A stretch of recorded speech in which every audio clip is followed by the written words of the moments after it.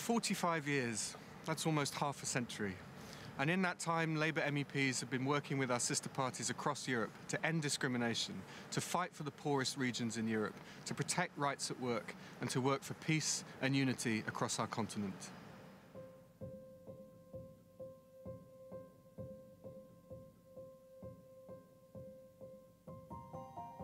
We have made the EU more democratic and accountable. 20 years ago, this Parliament had almost no powers over EU policies. Now, MEPs' approval is needed to adopt EU legislation, to ratify international agreements, to appoint the Commission, and much more. This, in turn, has given MEPs the power to shape policies. We may be leaving for a while, but we are proud to have helped build an EU that secures peace in Europe and helps us achieve so much more together than we could possibly do separately. We've been here for 45 years, making crucial contributions every step of the way. We made sure the EU single market has rules to protect workers, consumers, the environment. And we made sure the EU is much more than just a market, a social Europe, making law on energy poverty, security, climate change, and development, always with people at the centre. It was always about making people's lives better. It was always about that.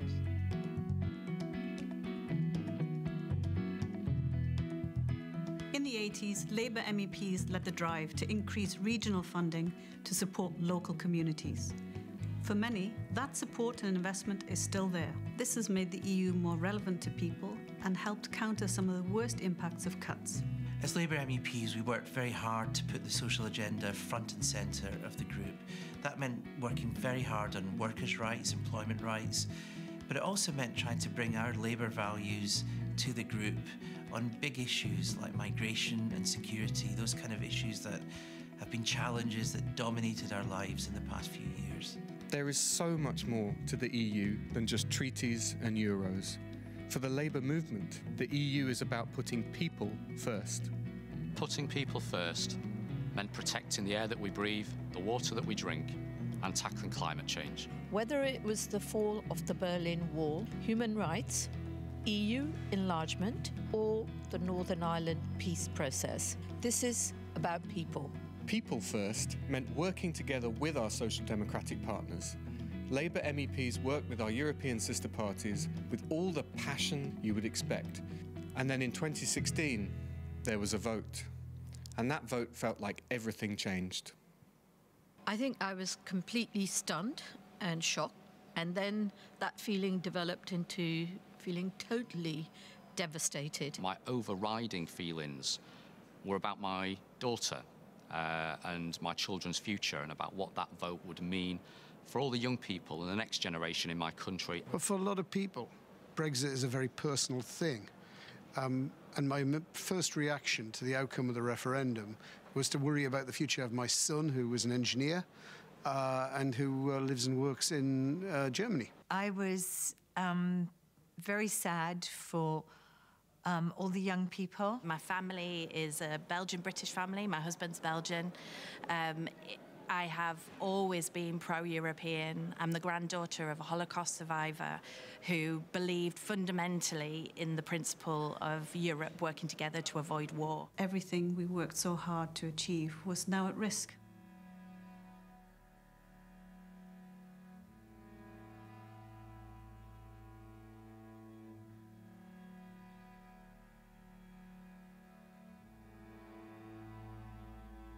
The fight for social justice, for the environment, for peace and progress and fairness.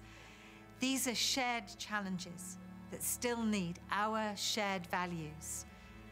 It's not about national dividing lines, but it's about standing up for what we believe in. The challenges that we're going to face in the future will be even greater than those we've faced to date. The changes in the economy will produce even greater inequality left to the market's own devices. So working across borders for a just transition and a fair outcome for ordinary people is still absolutely vital.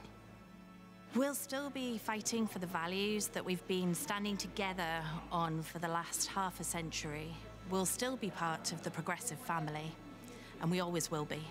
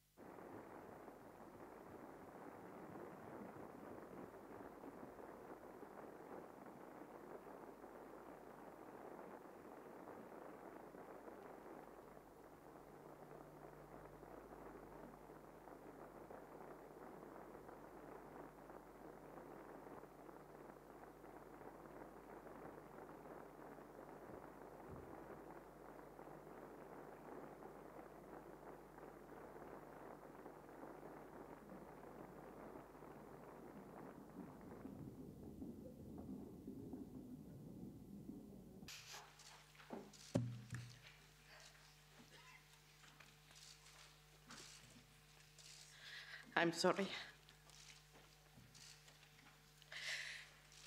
Buenas tardes a todas y a todos y muchas gracias por haber venido a este encuentro. Quisiera dar la bienvenida al presidente del Parlamento, David Sassoli, y a los comisarios y comisarias presentes, a todos los compañeros y compañeras, a los funcionarios del grupo y también a los invitados de prensa. I want to welcome our British colleagues, I mean the UK Labour delegation, with its 10 MEPs and their assistants, but also all the British civil servants and former civil servants in our group and in the Parliament. Lo primero que quiero deciros es gracias. Gracias por todos estos años de trabajo, incansable por construir una Europa mejor. Una Europa unida en torno a los valores de la socialdemocracia, que son los valores de la justicia social, de la igualdad y de la solidaridad. Cuando mi país, España, entró en 1986, vosotros ya estabais aquí. En todos estos años hemos aprendido a conocernos, a trabajar juntos, y esto jamás se va a borrar. Por eso, lo segundo que quiero deciros es que esto no es un adiós.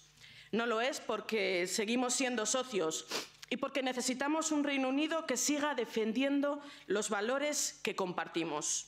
Tenemos mucho que hacer para que nuestro modelo de globalización, que es el del multilateralismo y el derecho internacional, el de los derechos humanos, no se deje aplastar por las nuevas corrientes neoliberales y nacionalistas.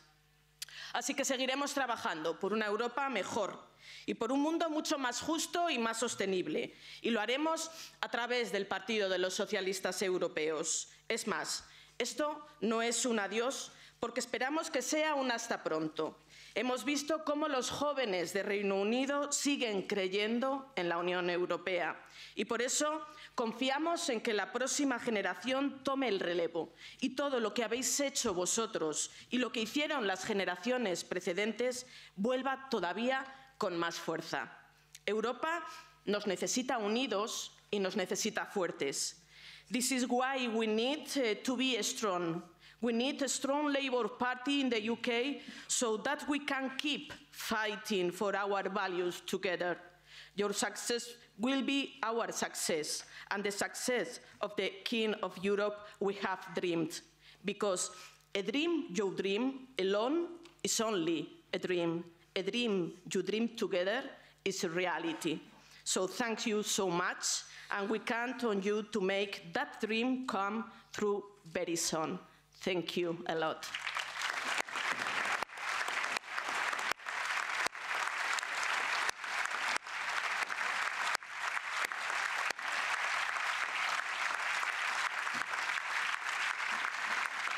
And now I will give the floor to our President of the Parliament, David. Sì, grazie. È un giorno triste per questo Parlamento, ma è un giorno triste non solo per la nostra famiglia, per la famiglia dei socialisti. È un giorno triste perché le nostre generazioni avevano visto come si buttano giù i muri e insieme a voi qualche mese fa abbiamo ricordato la caduta del muro di Berlino. Noi siamo la generazione che vuole continuare a buttare giù i muri e naturalmente in questa giornata così infelice non possiamo far altro che continuare a dirci, a sostenere che la nostra generazione dovrà fare molto di più perché tanti altri vorranno rialzare i muri. Non volevamo arrivare a una giornata come questa. Ci abbiamo messo tutta la passione, la grinta, l'entusiasmo. È naturale che dobbiamo prendere atto delle decisioni, però farci anche una promessa, che la storia non finisce qui. Non finisce qui. Perché se finisse qui vuol dire che noi avremo fallito. E questo noi non lo vogliamo. E allora io penso che una giornata come oggi non solo serva a tenerci ancora più uniti, sapendo che questa è casa vostra, ma che certamente per noi e per nessuno di noi questo sarà mai un addio, magari un arrivederci, ma per continuare la nostra battaglia. Grazie a tutti.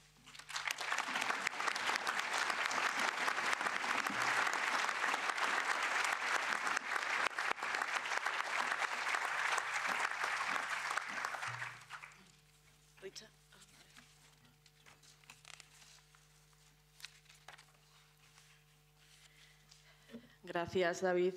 Y ahora, por supuesto, agradeciendo la presencia de nuestro vicepresidente y amigo Frans Timmermans. Tienes la palabra. Thank you very much. And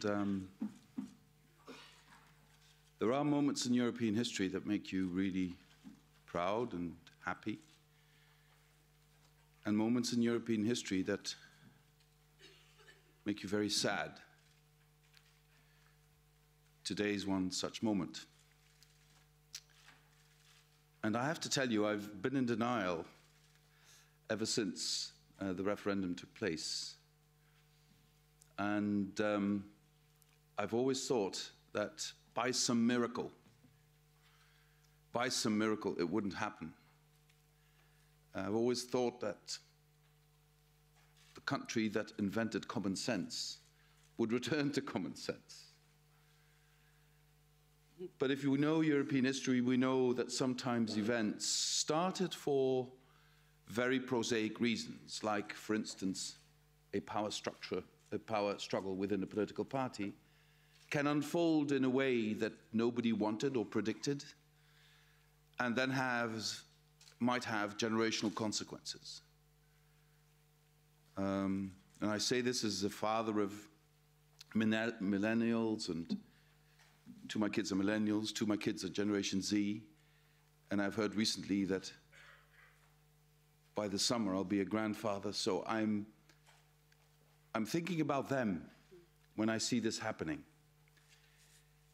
And I find comfort in the thought that they will see the day when the United Kingdom chooses to rejoin the European Union.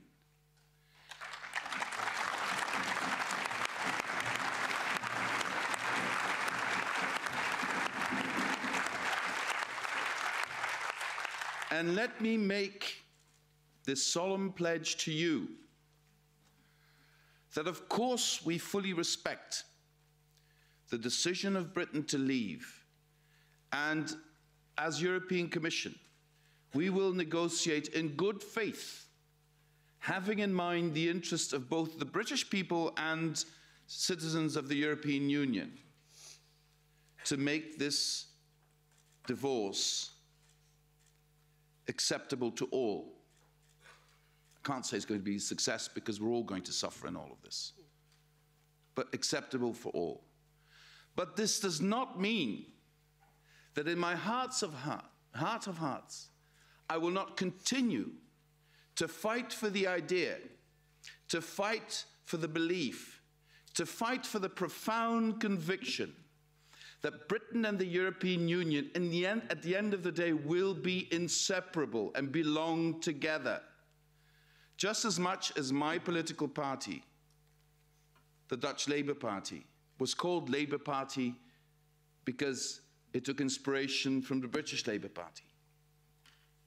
Just as much as we believe that in this day and age of giant changes in society, the issue of fairness, of distribution of what we collectively own is back on the table and needs a labour movement that is not limited by national borders or infected by nationalism, but a labour movement that understands that we can only do those things we need to do for people who can't always stand up for themselves if we act at a European scale, at an international level. Yep. And I would plead with the Labour Party in the UK to never abandon that fundamental thought that was brought into the party with such force and conviction by Clement Attlee, who was one of the heroes who brought us victory in the Second World War. Please, please, hold on to this conviction, and we will all see the day when the British people, who are just entitled to change their minds as any other human being, might see the day to change their minds and come back to where they belong, our European Union. Thank you.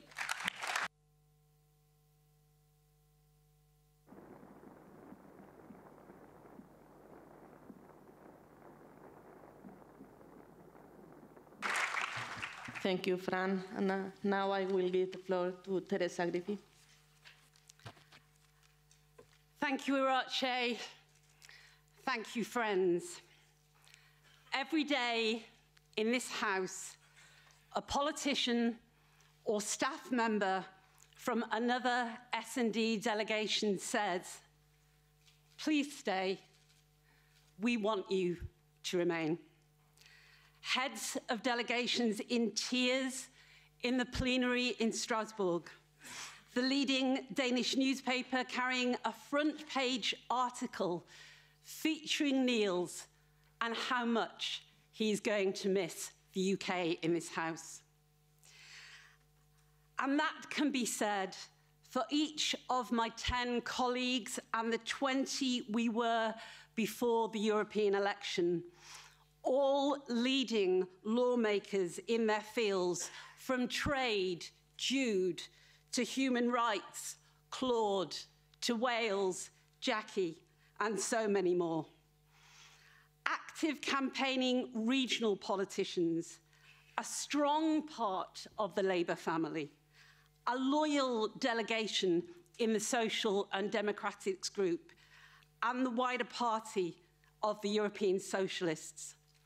Hundreds of Labour MEPs since 1973. Firstly, as Irache says, we need to maintain our ties politically in the SND. It won't be easy as we lose our regular presence, but we have to try.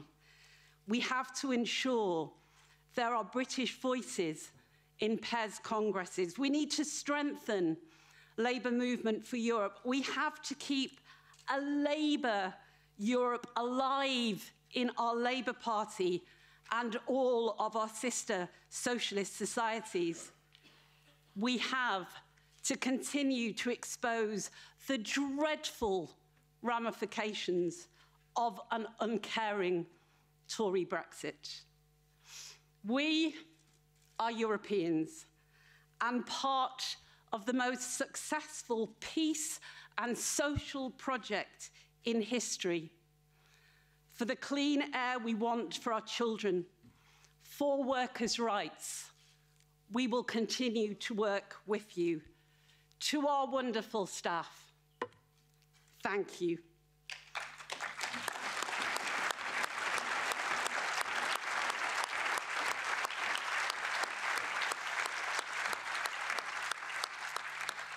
To my wonderful daughter, Bridget, for putting up with her mother doing this for 24 years. Thank you, Bridget.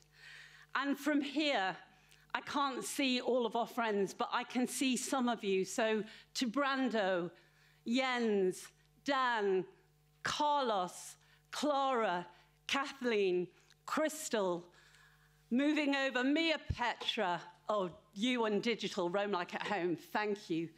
To all of our friends, thank you. There are far, far too many people to thank. You are our friends. You are our family. We love you. Au revoir.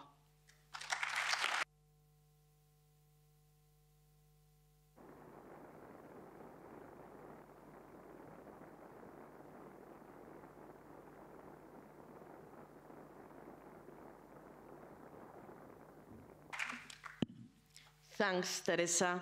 And now, the Vice President Sergei Stanishev has the floor. Thank you very much, Irache. It's a difficult, sad day to all of us today. There will be many tears in the eyes. There will be lots of embraces among friends.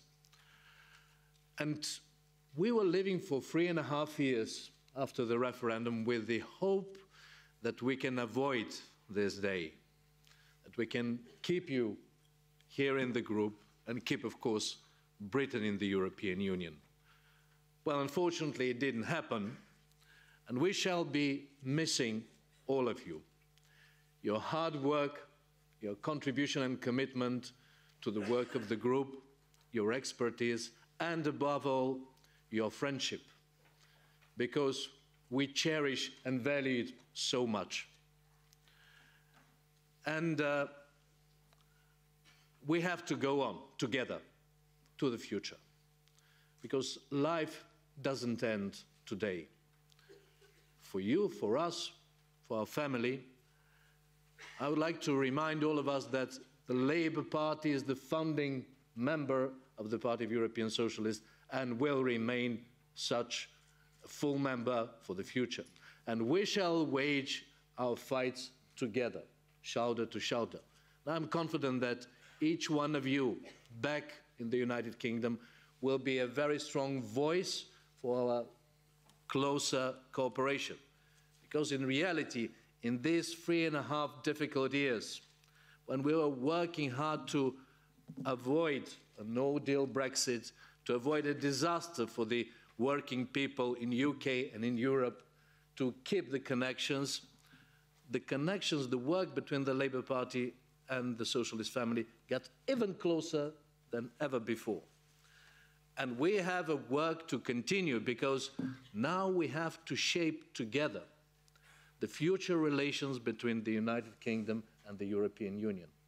And we have to avoid the scenario which many conservatives and right-wingers will try to impose, to have a social dumping competition between EU and the UK, to bring the United Kingdom as far away as possible from Europe.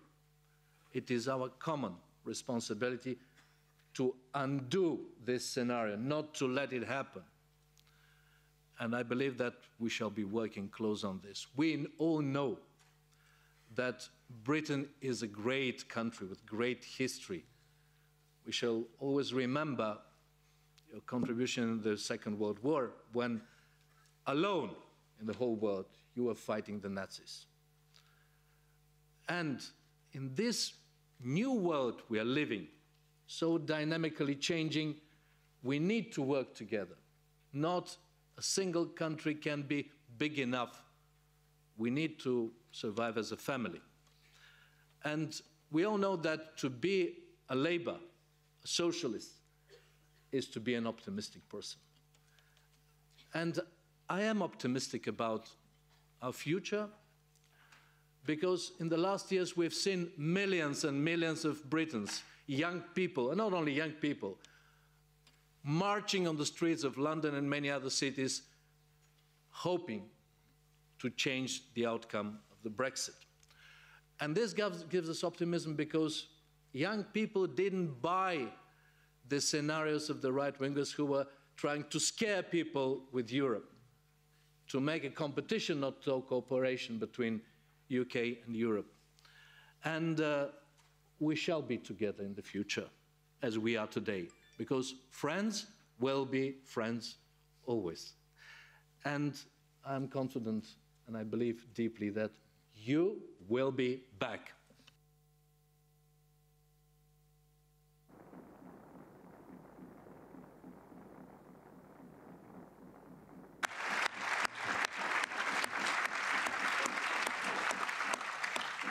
Thank you, Sergei. And now the last speaker, but no the less important, because I want to tell you that Richard, for me, it's proud to share this parliament, this group, and this work with someone like you.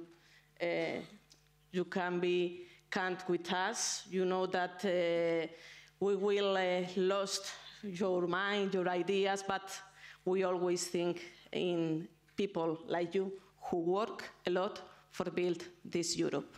Thank you, Richard. You have the word.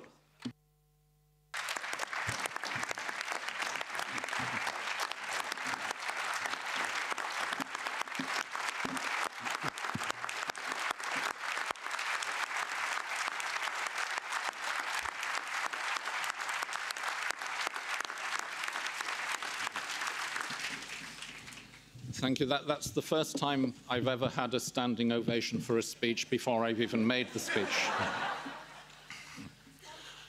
But it's symbolic of today and indeed this week, which is for all of us Labour members, both heartbreaking but heartwarming because of the wonderful solidarity that has been shown by all our comrades, our colleagues from the group and beyond. The warm words, the hugs, the solidarity that is shown has really warmed our hearts. It's been especially moving, well, it's been moving for all of us. I feel it very deeply because I first came into contact with this world when I led a group of students to go and demonstrate outside a European Council meeting in Rome in 1975 in favour of holding direct elections to this Parliament. That summit was to decide on that issue. I spoke on the steps of the Parliament to a demonstration in 1979 when the first elected members took their seats. I was the first ever British stagiaire in the Socialist Group Secretariat a long, long time ago. I had the privilege of working with Altiero Spinelli to draft the Treaty on European Union.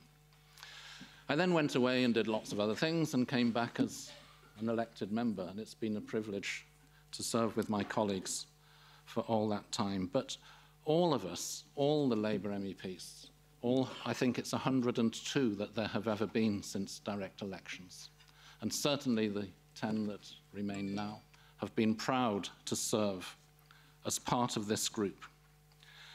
And with this group, together, right from the beginning, and I think Joyce Quinn is here in the hall, who was elected among the first in 1979, at the back there.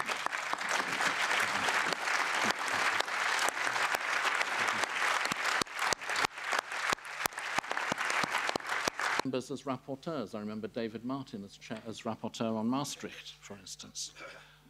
We have given this Parliament the power to act. No legislation now at European level can be adopted without the agreement of this Parliament.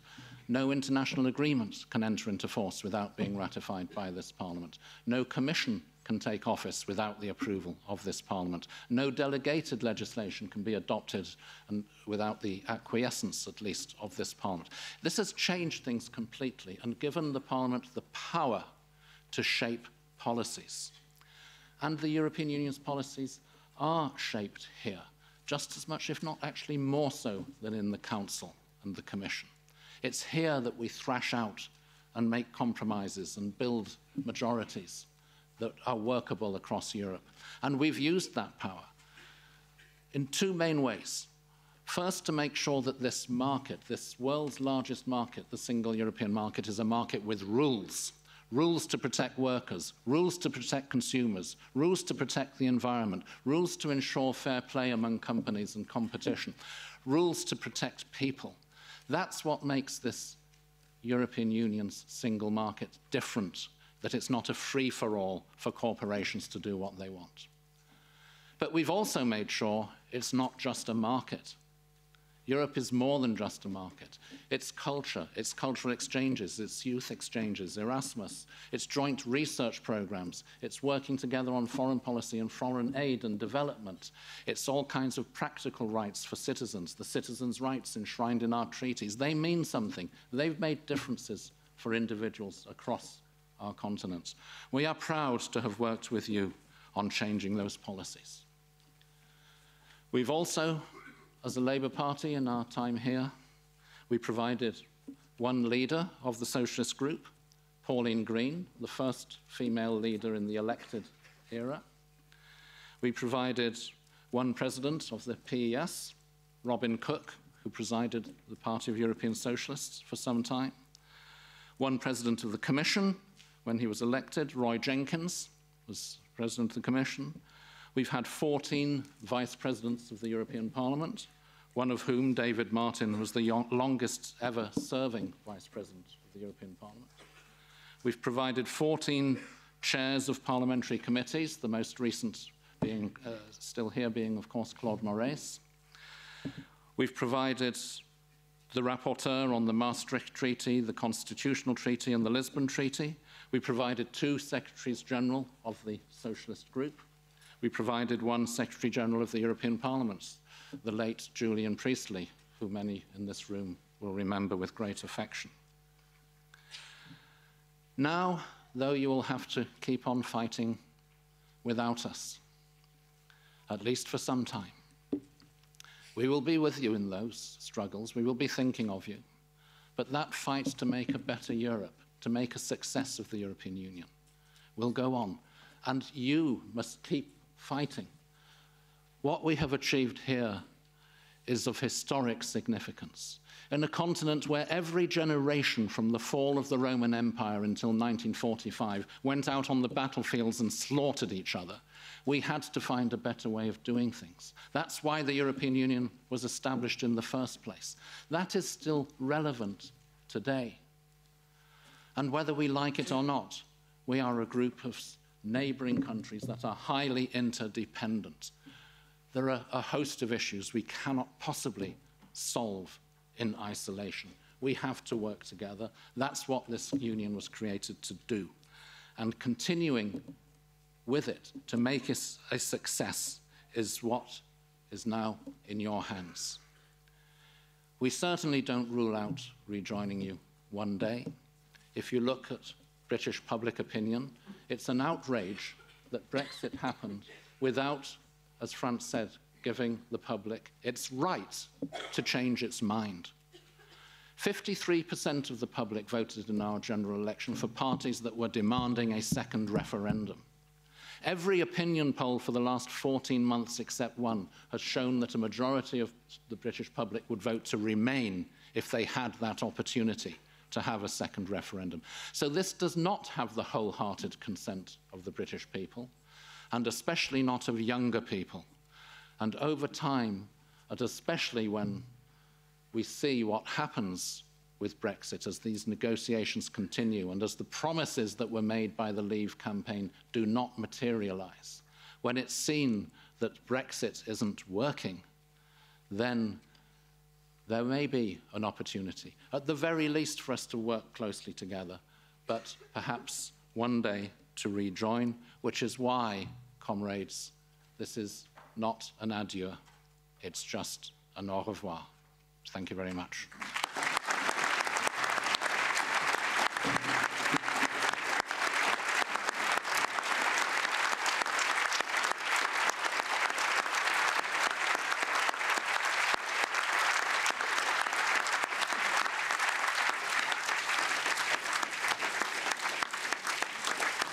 Thank you. Yeah.